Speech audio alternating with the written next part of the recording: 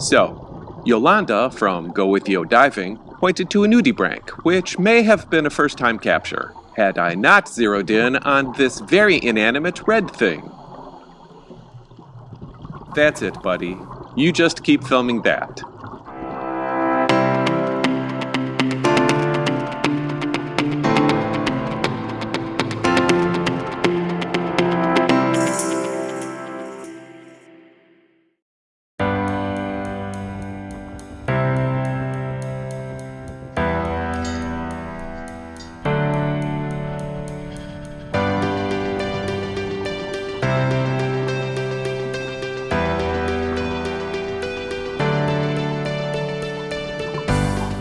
Alice in Wonderland is in the middle of the 3A sites, with Angel City to the north and Aquarius to the south.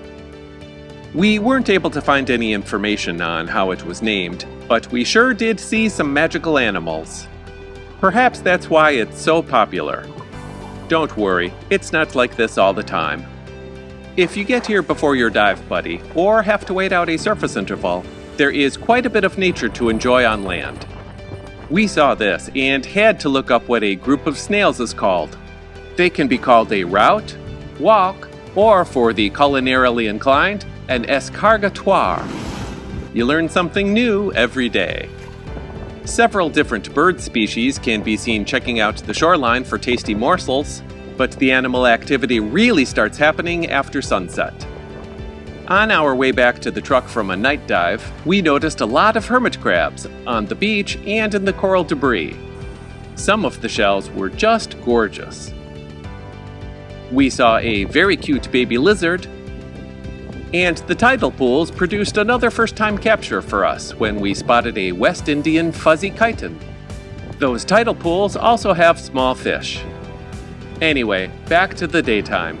There are some mangroves toughing it out through the dry season, and there are a couple of places where rock and coral debris have been stacked up as windbreaks, where you can sit and enjoy the waves coming in, or, if you're lucky, catch a school of stoplight parrotfish, incredibly trying to graze on algae in 2 feet of water as the surge pushes them around. You can even see coral from shore, as there is quite a bit of blade fire coral right near the surface that gets exposed at low tide, which is a perfect segue into a snorkeling discussion, because it's even more beautiful underwater. From schools of yellowfin mohara to schools of bonefish.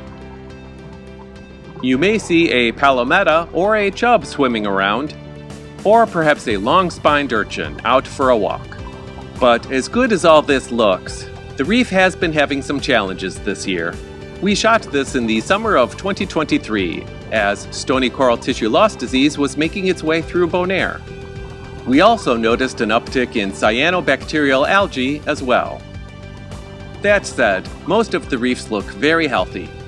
Whenever you dive Bonaire, we recommend visiting the Stanapa website for updates they may have regarding the status of the reefs, site closures, and any recommended special precautions. Now that we have the Debbie Downer stuff out of the way, we did get 4 amazing first-time captures here, including a terebellidae, longhorn austraeolis, green clinging crab, and a pyrosome. We'll show longer clips later, but if you want to learn more about the uncommon animals shown here, check out the video description below for links to additional information about each one. It's commercial time. You seem to be enjoying this. At least you've made it this far. So consider subscribing to our channel, hitting the like button, or leaving a comment below. All 3 would be great, but 1 is still very nice. Thanks. Smiley face.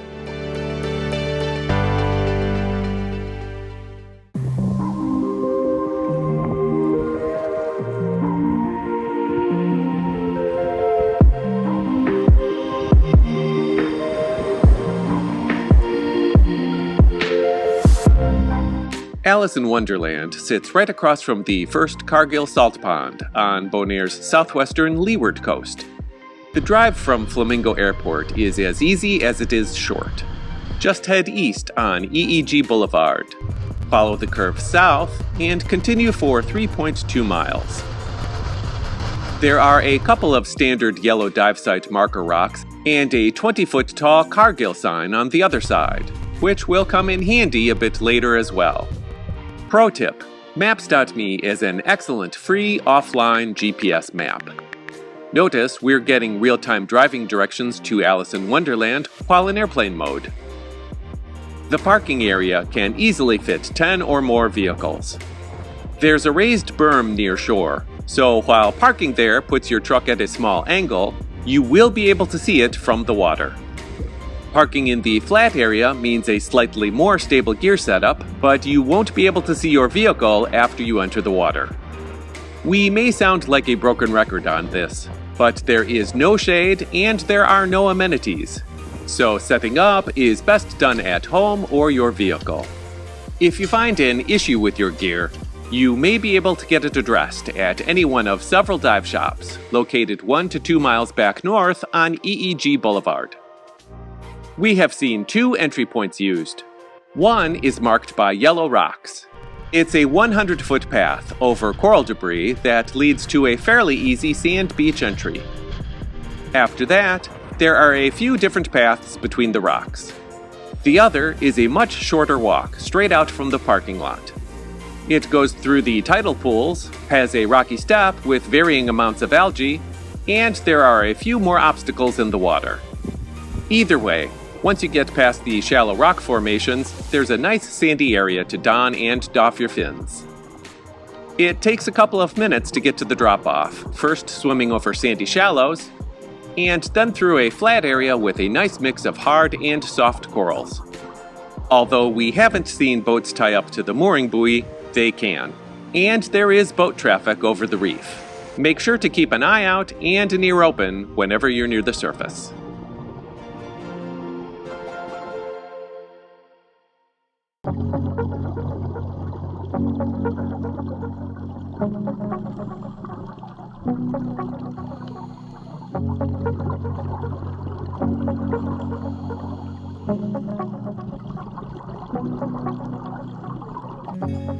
If you like to use a compass to navigate, 250 degrees west-southwest will put you straight out on the reef, and 70 degrees east-northeast will get you back to shore. The mooring buoy is fixed in 15 feet of water, just after the sand gives way to small coral heads and gorgonians, so that's a good place to turn towards shore. By the way, that buoy sits in between the 2 entry points. Of course, if you get uncertain about your location underwater, you should be able to see the Cargill sign when you surface. The first reef drops from the shallows down to around 90 feet. There is a second reef, however it's a several-minute swim across a sandy channel between them, with a few rock and coral islands across the way. The second reef tops out between 70 and 80 feet, if you feel like taking a look. If you don't, here's what we saw all the way out.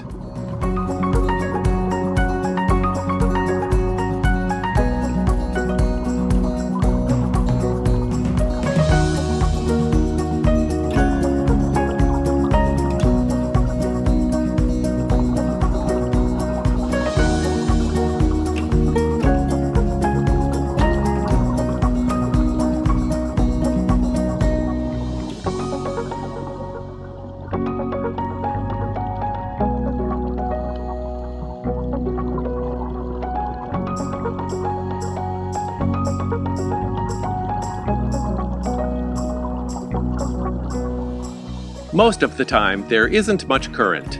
That isn't to say there's never a current, but this clip shows that if we didn't swim ourselves, we never would have gone anywhere. There are lots of places to explore here.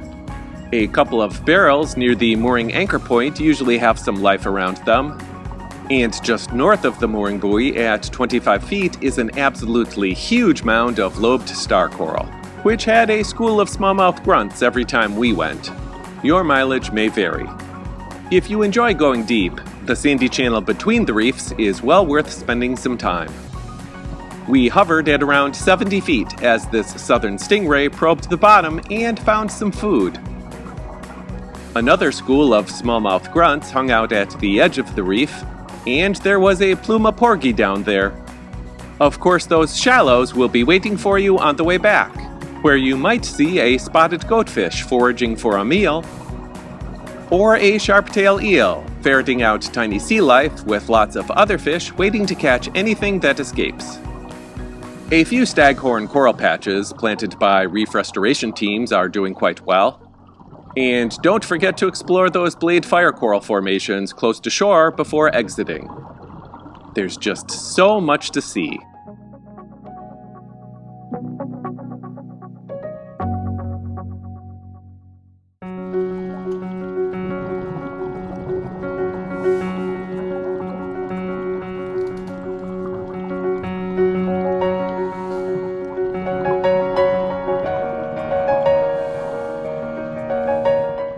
One of the reasons I love diving with Leslie is that she finds cool stuff, and she was on her game at Alice in Wonderland. She shared this dark mantis shrimp with me, and it was kind enough to come out a few times. She also found this long, fuzzy-looking thing called a pyrosome. It's a long colonial tunicate made up of thousands of individuals called zooids. Weird, huh? We did see a turtle one morning, but unfortunately, it had a hook in its mouth. Quick public service announcement. If you see a turtle in distress for any reason, Sea Turtle Conservation Bonaire has a hotline where you can report turtle-related issues. From Kubera snapper to nimble spray crab to rainbow parrotfish, the sea life here is incredible. How about a selection of eels? Not enough? Perhaps a few of these other things are on your underwater bingo card.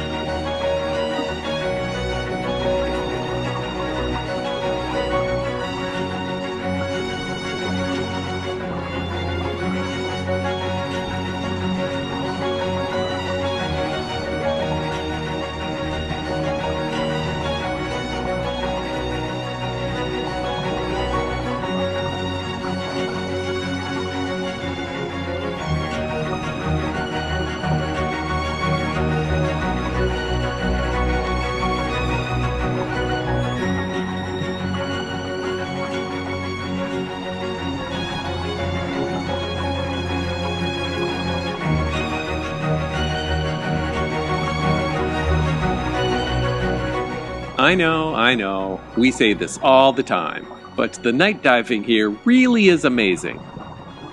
On one of our dives, there was a ton of ruby brittle stars just hanging out.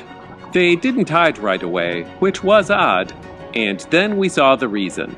It was breeding season. You can see the release of either sperm or eggs in this clip. Caitlin Hale from the Bonaire Imagers group found a very small nudibranch called a longhorn austraeolis, which was a first-time capture for us. Another first-time capture was this green clinging crab, which we only noticed because we came in close to shoot the purple anemone next to it. Talk about luck. We also saw this tiny red animal, all coiled up. It turned out to be a terebellidae, which is a marine worm that can get up to 6 inches long. As we filmed, it retracted into the sand. Of course, we went out with Yolanda from Go With Yo Diving as well, and she was on fire spotting a free-swimming green moray eel, a very hard-to-find arrow shrimp, and a spotted eagle ray, which we ended up following for a bit. Finally, here's why you might want to consider taking up lionfish hunting, as this one swallowed a rough-lip cardinal fish. We could go on and on with the narration, but here are a few shorter clips that will give you an idea of how great Alice in Wonderland is at night. Enjoy.